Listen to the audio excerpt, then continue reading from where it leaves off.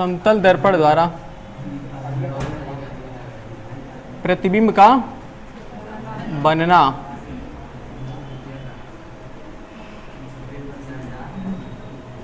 कहाँ अगले साल कहीं शहर में पढ़ने वाले हैं क्या, लग रहा है आप शहर में पढ़ने वाले हैं क्या अगले बार?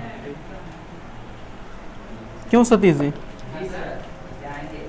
अरे घबराओ नहीं, कुछ ऐसा करेंगे कि शहर में जाना ही नहीं चाहोगे तुम।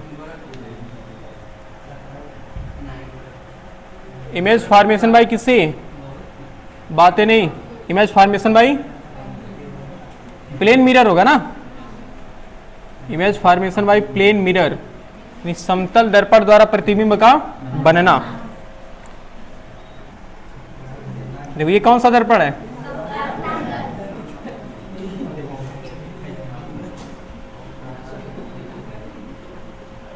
समतल दर्पण है।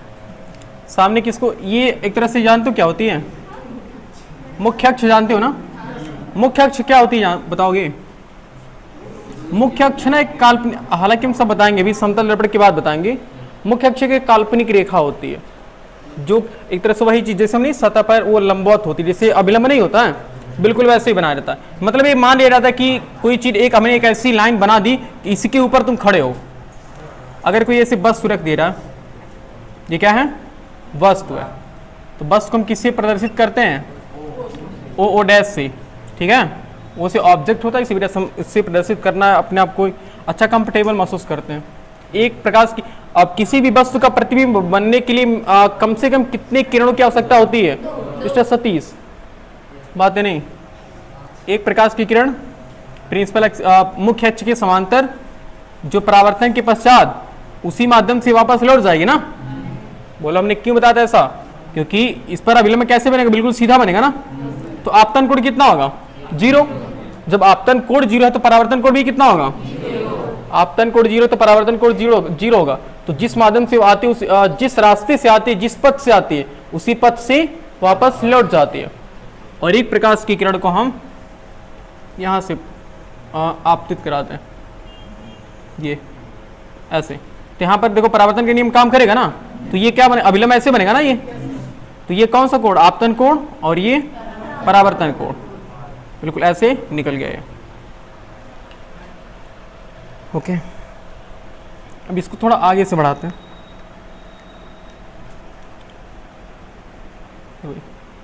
रियलिटी में मतलब ये किरण, प्रकाश की किरण अंदर जाती नहीं है ना, बस हम एक कल्पना कर रहे हैं कैसे जा रही है। अगर जूम कर लेते हैं और ये इसको भी पीछे बढ़ाते हैं, ये तो यहाँ पर एक तरह से मिल रही है ना, दोनों एक तरह से परावर्तित किरण यहाँ मिल रही है ना। ओके, यहाँ पर एक प्रतिबिंब बनेगा। ये बता रहे कैसे बनेगा ये प्रतिबिंब। हमारी ऐसा माना था कि हमारी भी आंख से प्रकाश की किरणें निकलती है ना, ये आई और आई डैश।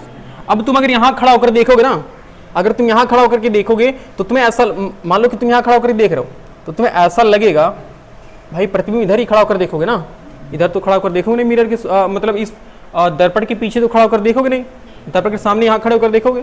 तो ऐसा तुम्हें लगेगा कि ये किरणें कहाँ से आ रही, किरणें अंदर से आ रही हैं। क्यों? क्योंकि हमारी आंख, जो हम देखते हैं किसी चीज को तो बिल्कुल हम सीधा देखते हैं ना, तो सीधा देख पाएंगे भाई। रियलिटी क्या? रियलिटी ये है कि प्रकाश की किरणें देखो ऐसे आ रही, फिर ऐसे आ रही है ना, ऐसे आई थी, फिर यहाँ परिवर्तित होकर कैसे चली आई। लेकिन हमें देखने पर ऐसा लगेगा कि किरणें देखो बिल्कुल ऐसे आ रही है, ऐसे ये आ रहा है, समझ पा रहे हो ये। तो हम यहाँ पर खड़े होकर देखेंगे तो हमें लगता है कि प्रकाश की किरणें यहाँ से आ रही है, इसी वजह से इसका प्रतिबिंब यहाँ बनता है।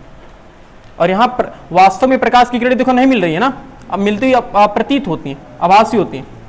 इस वजह से इसको हम कौन सा प्रतिबिंब बोलते हैं? आभासी प्रतिबिंब बोलते हैं। यह है प्रतिबिंब, ये प्रतिबिंब है और ये क्या है? वस्तु। तो इस तरह से किसी भी वस्तु का प्रतिबिंब बनता है। अगर तुम्हें समतल दर्पण से प्रतिबिंब का बनना आ जाए तो एक प्रकाश की किरण कैसे लाओगे? मुख्य अक्ष के समांतर, जो परावर्तन के पश्चात उसी रास्ते से वापस लौट जाएगी। और एक प्रकाश की किरण को बिल्कुल यहाँ से आपतित कराना, जो कि परावर्तन, यहाँ परावर्तन का नियम काम करेगा ना, ऐसे परावर्तित करेगी, फिर इन दोनों को आगे बढ़ाना ऐसे, तो दोनों यहाँ पर मिलेंगे। ओके, अब अगर हम बात करें इस प्रतिबिंब की विशेषता के बारे में,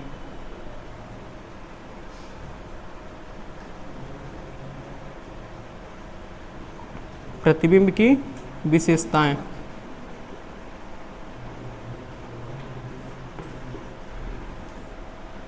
पहली विशेषता क्या? देखो जितना बड़ा प्रतिबिंब, जितना बड़ा वस्तु रहेगा प्रतिबिंब भी क्या होगा उतना ही बड़ा। और एक चीज पहली बात ये देख लेना, ये प्रतिबिंब कैसा, आभासी है कि वास्तविक प्रतिबिंब है जी? आभासी है ना। प्रतिबिंब के बारे में जान दो, 3 चीजें पूछता है, मेनली 3 चीजें पूछेगा। एक पूछेगा आकार,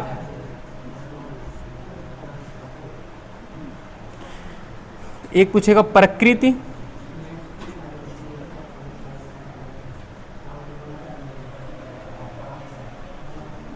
स्थिति।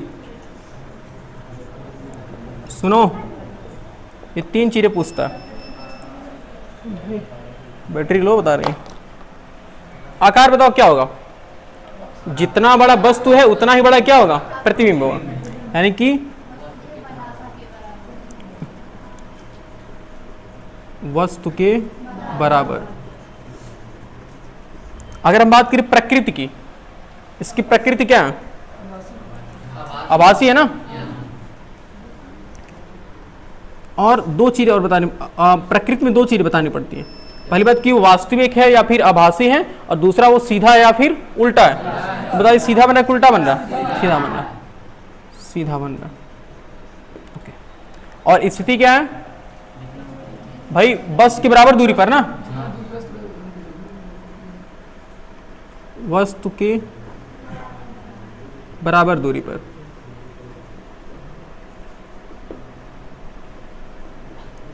मतलब जितना दूर वस्तु प्रतिबिंब इस दर्पण से है उतना ही दूर प्रतिबिंब दर्पण से बनेगा। समझ रहे हो ये? बाकी अगर हम और विशेषताओं के बारे में बात करें तो हम कह सकते हैं, सुनो,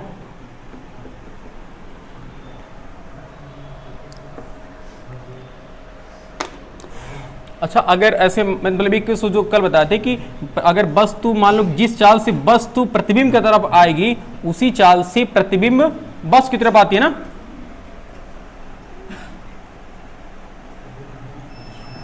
अगर वस्तु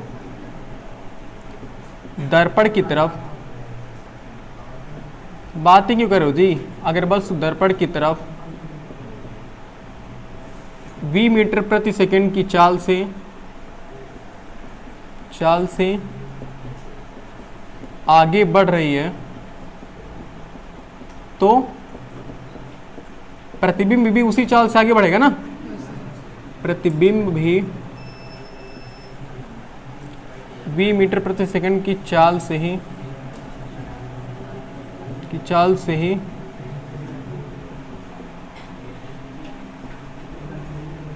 दर्पण की तरफ बढ़ेगा, दर्पण की तरफ बढ़ेगा।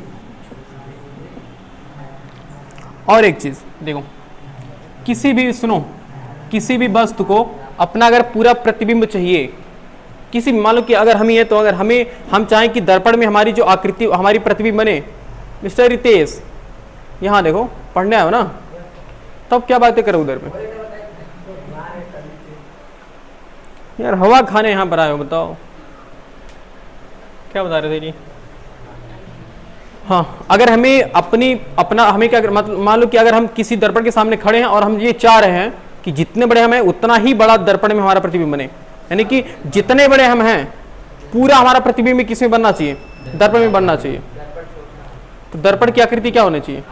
बिल्कुल आधी होनी चाहिए। यानी वस्तु का पूरा प्रतिबिंब प्राप्त करने के लिए अगर वस्तु के बराबर रहेगा तो प्रतिबिंब पूरा नहीं बनेगा। क्या? अगर वस्तु के बराबर दर्पण रहेगा तो प्रतिबिंब पूरा नहीं बनेगा। क्यों नहीं बनेगा? क्यों नहीं बनेगा भाई? मान लो कि जितना बड़ा हम उतना बड़ा दर्पण अगर हमारे सामने है तो और अच्छे से बनेगा। सोचो भाई, हम तो ये कह रहे हैं कि हमें जैसे हम ये कह रहे हैं कि कम से कम कितना बड़ा होना चाहिए, कम से कम हमारे आधे के बराबर होना चाहिए। अगर हमारी लंबाई 6 फीट है तो दर्पण कितना होना चाहिए? 3 फीट का होना चाहिए, कम से कम 3 फीट। 3 फीट से बड़ा रहे तो भी कोई दिक्कत नहीं है। ऐसा थोड़ी कि बहुत बड़े शीशे दर्पण के सामने तुम खड़े हो तुम्हारा प्रतिबिंब बन ही नहीं रहा, ऐसा हो सकता है क्या? ऐसा कभी नहीं हो सकता। वस्तु का पूरा प्रतिबिंब प्राप्त करने के लिए दर्पण की आकृति, दर्पण का आकार वस्तु के आकार का, वस्तु के आकार का आधा होना चाहिए। ठीक है, ये चीजें।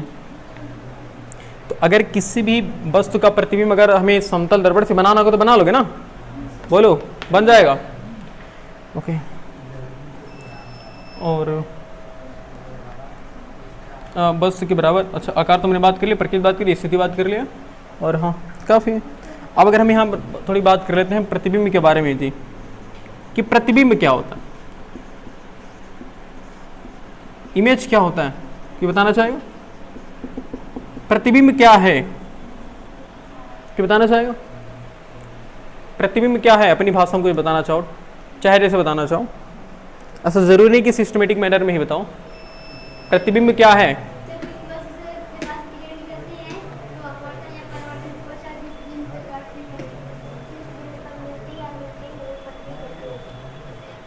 बिल्कुल सही है। जैसे ये देखो, आखिर यहाँ देखो प्रतिबिंब हम किसे कह रहे हैं?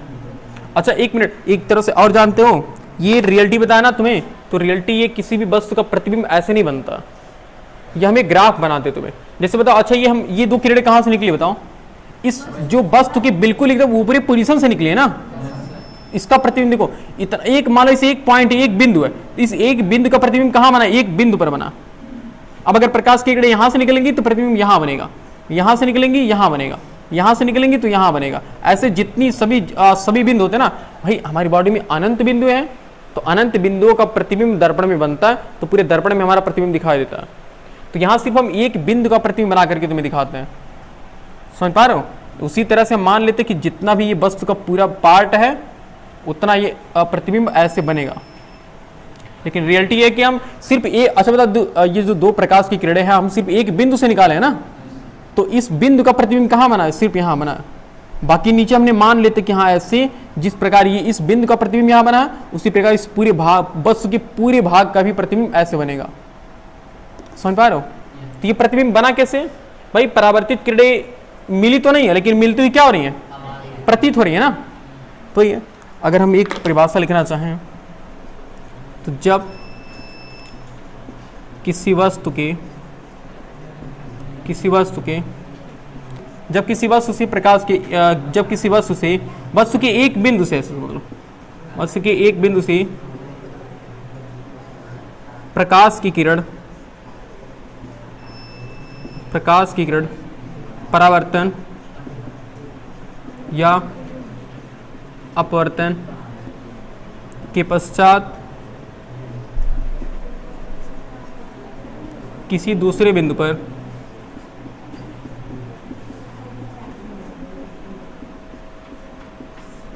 वास्तव में मिलती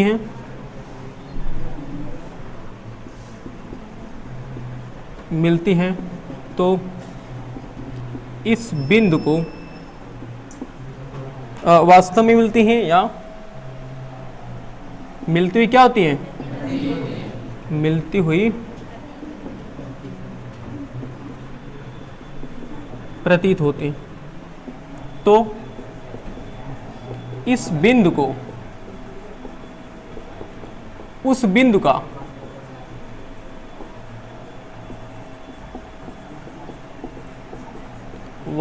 इस बिंदु को उस बिंदु का प्रतिबिंब कहते हैं।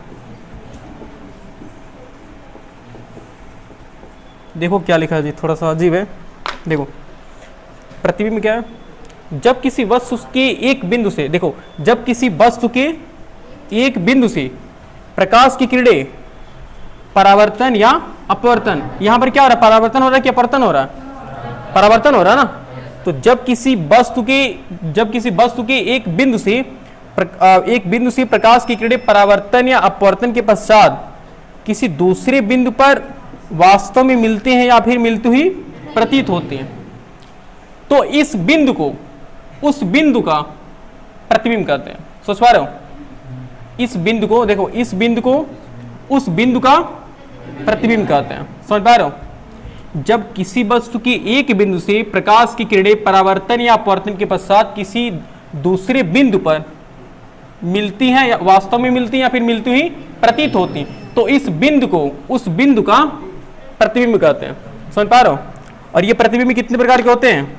2 प्रकार के। उनके मिलने के आधार पर, अगर वो वास्तव में मिले तो दूसरा प्रतिबिंब बनेगा, अगर वो मिलती हुई प्रतीत हो रही तो दूसरा प्रतिबिंब बनेगा। तो इनके एक तरह से ये कहें मिलने के आधार पर प्रतिबिंब कितने प्रकार के होते हैं? 2 प्रकार के।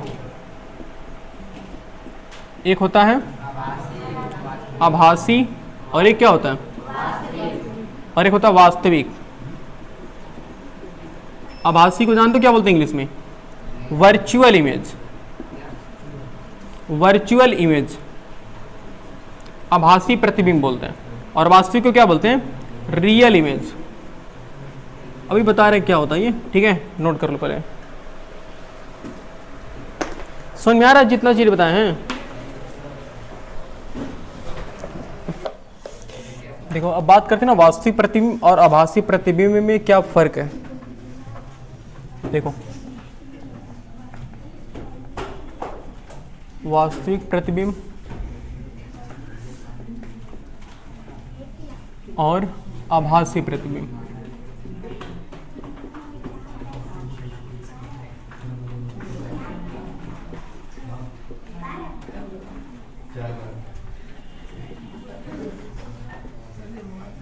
क्या हुआ?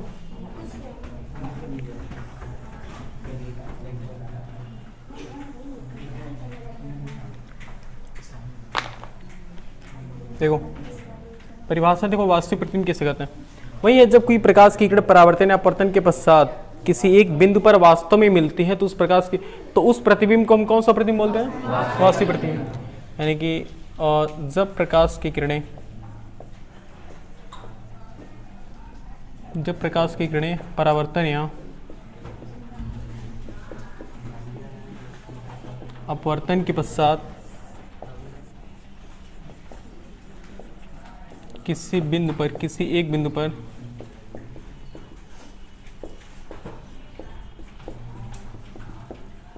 वास्तव में मिलते हैं तो उस प्रतिबिंब को वास्तविक प्रतिबिंब कहते हैं। उस प्रतिबिंब को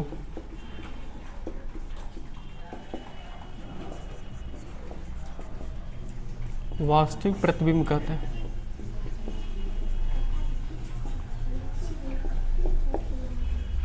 समझ पा रहे हो? देखो लाइट आ गई, पंखा चालू कर दो।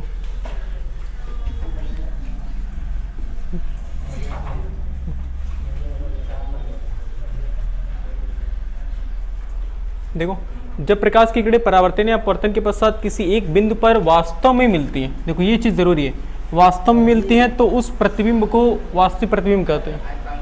बैठे रहो तुम। वास्तविक प्रतिबिंब किसे कहते हैं? जब प्रकाश की किरणें परावर्तन या अपवर्तन के पश्चात किसी एक बिंदु पर वास्तव में मिलती हैं तो उस प्रतिबिंब को हम क्या बोलते हैं? वास्तविक प्रतिबिंब बोलते हैं। या फिर आभासी वाला देख लेते हैं। तो इसमें क्या होता है? वास्तव में नहीं मिलती है ना, इसमें मिलती हुई प्रतीत होती हैं। जब प्रकाश की किरणें परावर्तन या अपवर्तन के पश्चात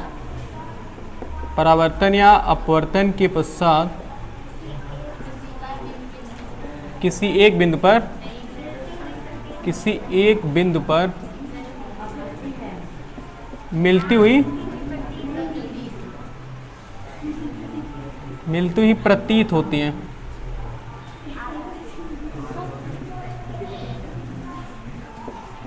तो उस प्रतिबिंब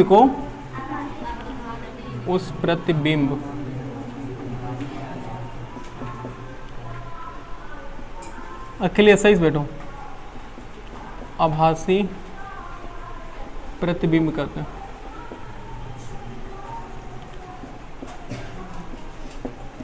देखो जब प्रकाश की किरणें परावर्तन या अपवर्तन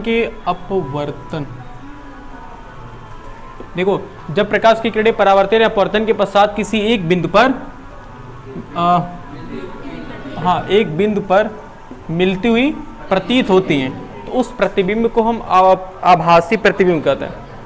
और बाकी इसके बाद जो हम विशेषता लिख रहे हैं ना, बस वो भी के लिए सिर्फ ऐसे पेंडिंग में रख के मतलब लिख लेना, ताकि वो समझ में आने की कभी कोई गारंटी नहीं। जैसे कि अब जब इसके बाद हम पूरा प्रतिबिंब बनाना तो भी सिखा देंगे ना, यानी कि उत्तल दर्पण द्वारा प्रतिबिंब जब पूरा अच्छे से बना लेंगे, उसके बाद तो चीज़ें समझ में आती है कि प्रतिबिंब एक्चुअल में आभासी प्रतिबिंब और वास्तविक प्रतिबिंब में क्या फ़र्क होता है। समझते हो ना, वास्तविक प्रतिबिंब को इंग्लिश में क्या बोलते हैं? इंग्लिश में बोलते हैं रियल इमेज, और आभासी को क्या बोलते हैं? Virtual image. रियल इमेज और वर्चुअल इमेज। और अगर हम इसकी विशेषता की बात करें तो वास्तविक प्रतिबिंब को पर्दे पर प्राप्त किया जा सकता है ना, इसका मतलब समझा रहा है क्या है? वास्तविक प्रतिबिंब को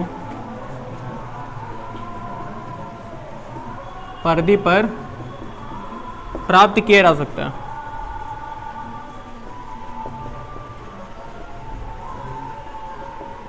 भाई जब प्रकाश की किरणें परावर्तन के पश्चात रियल में मिल रही है, मतलब वास्तव में मिल रही हैं, तो हम उसको पर्दे पर आसानी से प्राप्त कर सकते हैं। जैसे कि जो सिनेमा हॉल में नहीं, जो VCR मूवी देखे होगे कभी, पर्दा मूवी देखे हो, गांव में आता था वो जो पर्दा VCR बोलते हैं, तो भाई एक तरह से वो जो प्रतिबिंब बनता था, वो जो पर्दे पर तुम देखते थे मूवी, वो एक तरह से प्रतिबिंब बनता था, और वो प्रतिबिंब यहाँ पर किरणें वास्तव में मिलती थी।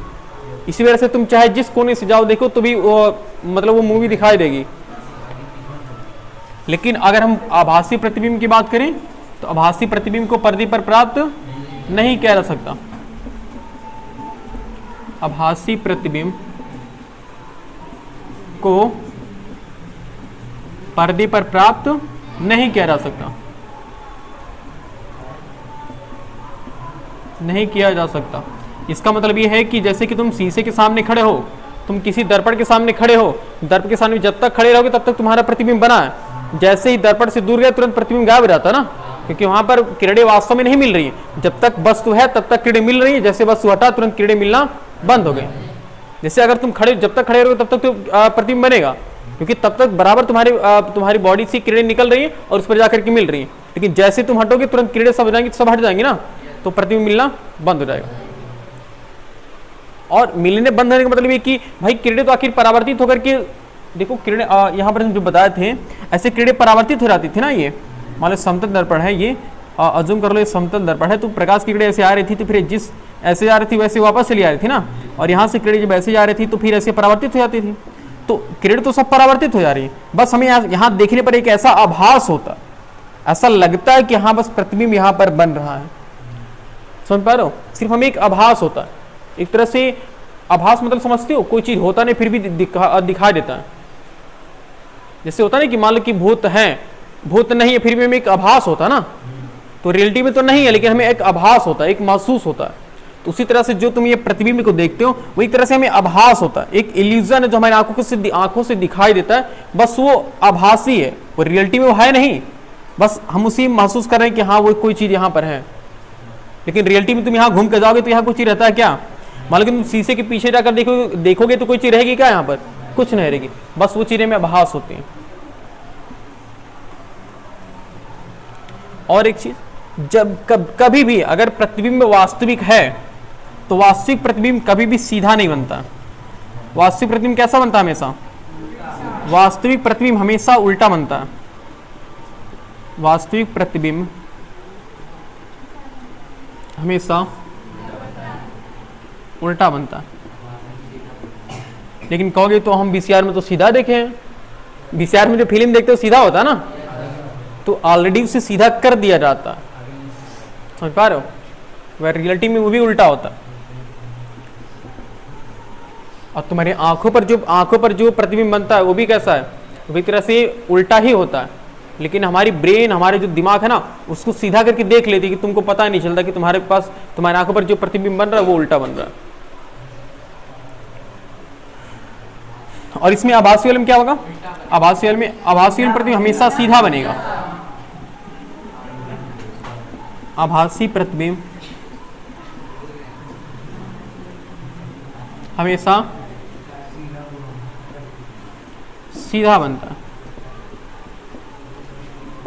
ठीक है, 3 पॉइंट नोट कर लो, फिर आगे जैसे होंगे वैसे बताया जाएगा। ये इसमें सीधा बनता है, इसमें उल्टा बनता है। और इसमें हम पर्दे पर प्राप्त किया जा सकता है और इसको पर्दे पर प्राप्त नहीं किया जा सकता, पर्दे पर प्राप्त नहीं किया जा सकता। ये चीज़ है, नोट कर लो। जैसे देखो एक दर्पण है, छाया और प्रतिबिंब में क्या फर्क है? छाया को इंग्लिश में क्या बोलते हैं? शेड। और प्रतिबिंब को क्या बोलते हैं?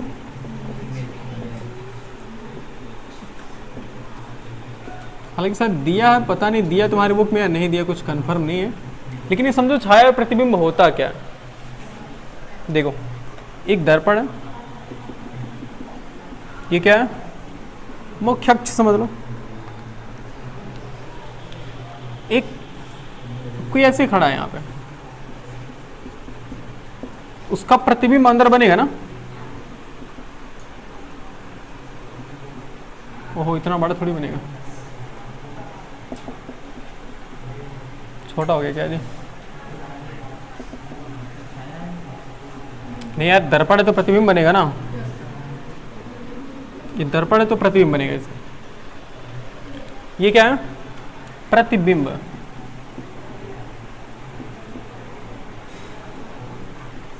थोड़ा ध्यान दो, खैर क्या फर्क है अभी समझ जाओगे, अपने खुद समझ जाओगे कि दोनों में, प्रतिबिंब और छाया में क्या फर्क होता है।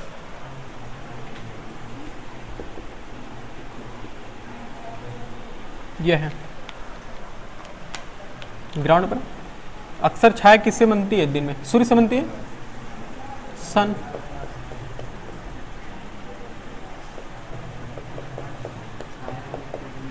ये सूर्य है, तो छाया यहां पर बनेगी कुछ ऐसे, देखो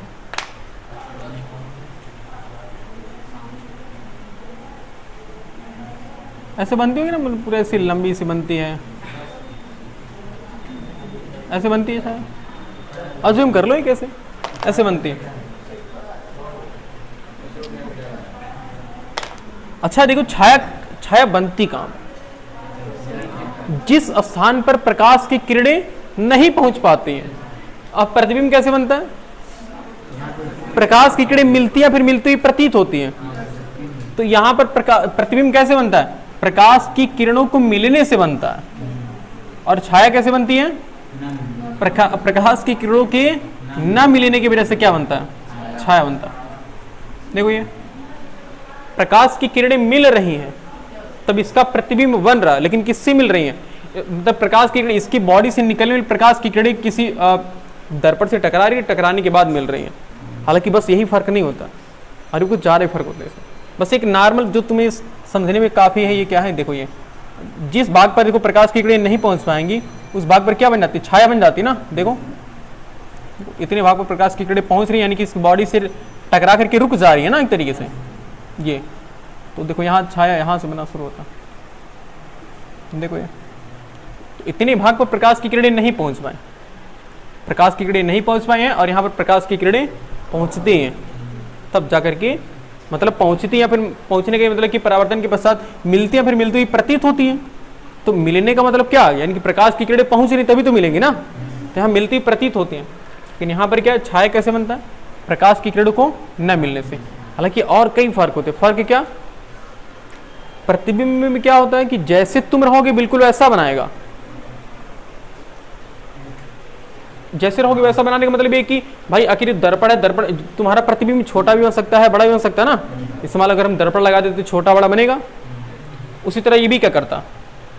छाया भी छोटा बड़ा बनता कि नहीं बनता?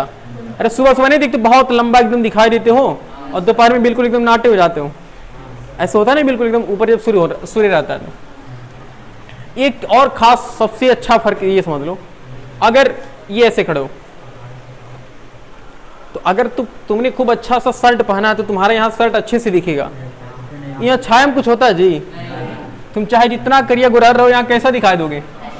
हाँ काला ही दिखाई दोगे, मतलब ये डार्क होता है। अच्छा डार्क किसकी वजह से होता है? डार्क मतलब यहाँ किससे है? यहाँ अंधेरे से है। अंधेरे की वजह से प्रकाश, भाई तो प्रकाश नहीं मिलेगा तो वहाँ अंधेरा ही तो रहेगा, और यहाँ प्रकाश मिल रहा है, मतलब जैसे रहोगे बिल्कुल वैसा तुम्हें दिखाई देगा। लेकिन यहाँ पर ऐसा कुछ होने वाला नहीं है। और कई चीजें, प्रकाश की बॉडी के वस्तु के जिस भाग पर प्रकाश की किरणें नहीं पहुंचती हैं, या फिर छाया एक तरह से एक छाया करो, छाया से तुम किसी भी चीज का उसकी मतलब ये कह लो तो सिर्फ बॉर्डर यानी कि तरह से एक तरह से कह लो उसके किनारे किनारे भाग को तुम अनुमान लगा सकते हो। उसकी छाया से बस इतना अनुमान लगा सकते हो कि कैसा है, मतलब पतला है मोटा है। अगर मोटा है तो मोटा छाया बनेगी, पतला है तो पतला छाया बनेगी। लेकिन बीच में उसकी आकृति कैसी है, मतलब उसकी बनावट एक्चुअल रियलिटी कैसी है वो नहीं बता पाओगे। समझ पा रहे हो? बनावट का मतलब ये कि उसका मतलब चेहरा कैसा है, ये सब चीजें। लेकिन यहाँ पर क्या होगा, बिल्कुल जैसे रहोगे वैसे तुम्हें बताया जाएगा। हालांकि और लेकिन सबसे मेन फर्क क्या दोनों बताओ। पहला वाला फर्क हमने क्या बताया कि प्रतिबिंब और छाया में क्या फर्क होता है। प्रतिबिंब किरणों के मिलने से बनता है और छाया किरणों को ना मिलने से बनता है।